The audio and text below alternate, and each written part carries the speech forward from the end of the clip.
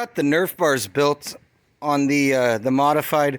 I had planned on doing a video on this throughout the process, but it's kind of one of those little tedious processes that it's a little difficult to make a video out of. So what I decided I was going to do, I was going to go ahead and get them finished and show you how I did it. So the first thing with building Nerf bars on a car is make sure you check your series rules on what their specifications are as far as Nerf bars go.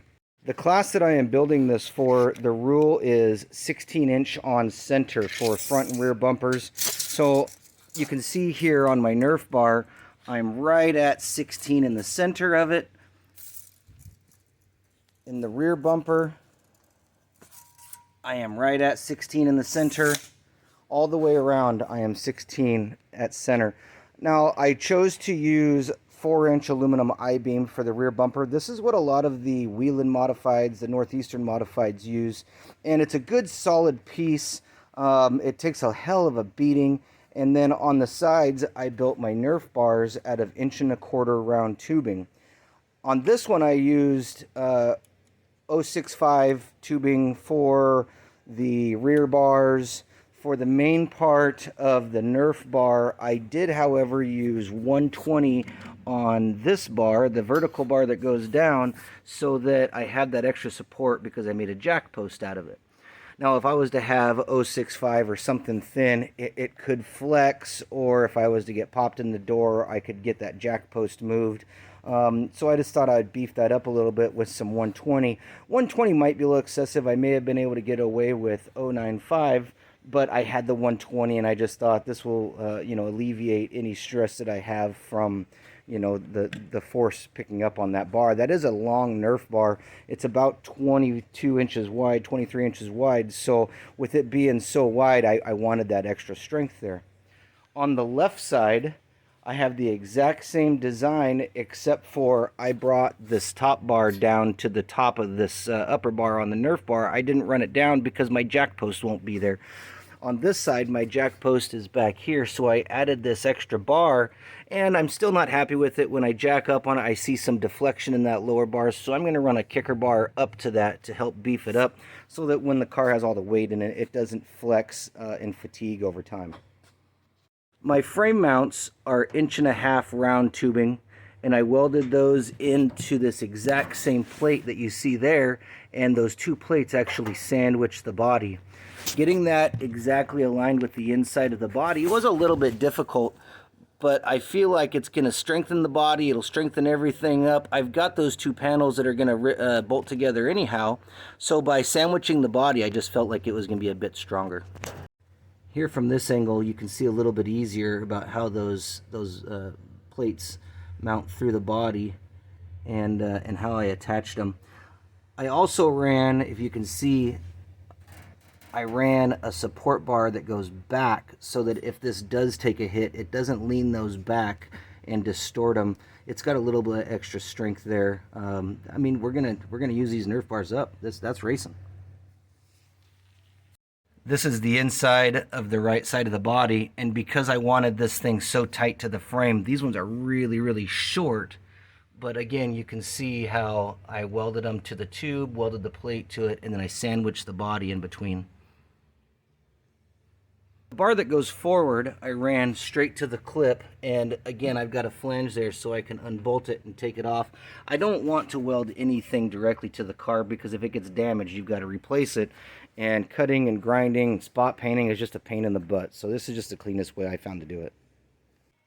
The way that I mounted my rear Nerf bars is the same way that I mounted the side bars. I used 1.5 inch tube, I welded it to the frame, and I capped it with the plates. And off of that, I ran my bars to a plate. Here you can see the plate that I built. I will be gusseting that up for extra strength. And through that, I welded in those 1/2 inch weld bungs. This is a pretty good system, I feel, because I think it's going to be easy to replace. And with the way I'm planning on mounting it, I'm going to use 1/4 inch bolts, both top and bottom, front and back, to help beef that up. This is a pretty simple design, and it's going to be easy to replicate if I destroy one. When I set out to build these, I basically drew out what I was looking to have. I measured my angles, the widths, and I started bending some tube. The best thing to do is, if you're building these yourself, map all that out and record all your measurements, record your bends. After I get done with bending something, I record all my bends, all my lengths. I record as much information as I can so that when I have to replace those parts, I have notes that I can go back to, and I don't have to keep going back and forth to the car to try to figure stuff out. With Motor State, on page 28 of their 2021-2022 catalog are both the rub rail flanges and the Weld Bungs, the Welded Nutserts that I use on the chassis. Here you can see the part number for the rub rail flange. It is 1 1/4 ID, 3/8 holes, and 3/16 of an inch thick. There is the description. They do come in packs of 4, so if you're ordering them up, make sure you get plenty of them. They're really not that expensive, and they're a really, really nice part.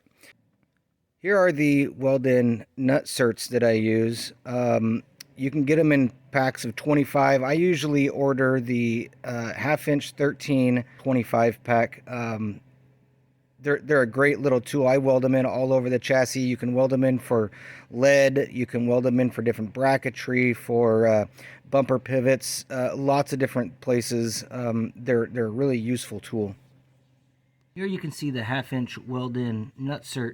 This one's just tacked in. This is actually going to be my front bumper mount. I'm going to add a couple of more, but like I say, they're really easy. You drill a 3/4 inch hole, you slide them in, you weld them up, and you got a nice threaded nutsert. If you're looking at purchasing a bender, I strongly encourage the JD Squared Model 32.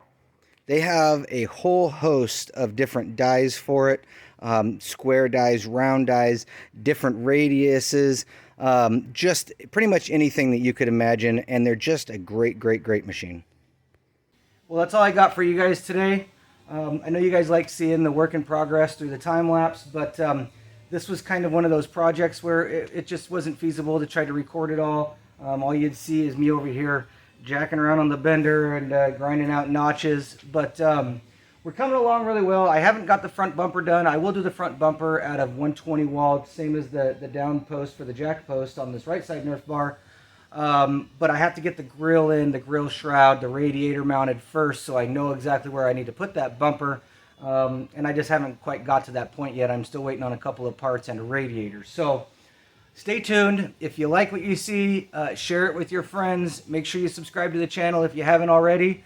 And we're going to keep trying to get videos posted. This thing's coming along, and I'm really happy with it. We've done a couple of other things that I've got videos in the works for. But yeah, stay tuned. Hit that alert button, and thanks for following.